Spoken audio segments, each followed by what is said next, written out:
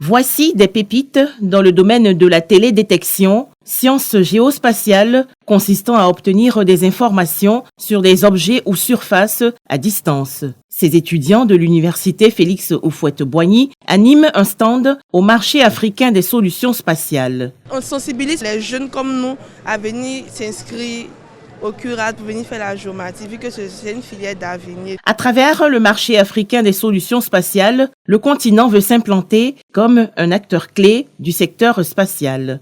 L'espace représentera 22 milliards de bénéfices nets en 2026, selon Space in Africa, pour seulement 20 000 emplois créés sur une potentialité de 2 500 000.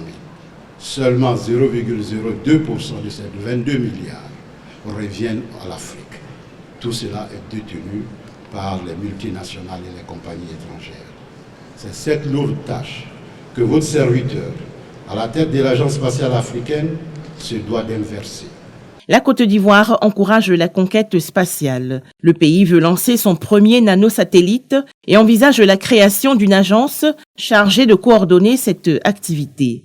Le marché des solutions spatiales s'inscrit pleinement dans la vision du président de la République, son Excellence M. Alassane Ouattara, qui fait de l'innovation technologique un levier essentiel pour une Côte d'Ivoire résolument tournée vers le progrès. En effet, le secteur spatial est aujourd'hui un pilier fondamental du développement du XXIe siècle.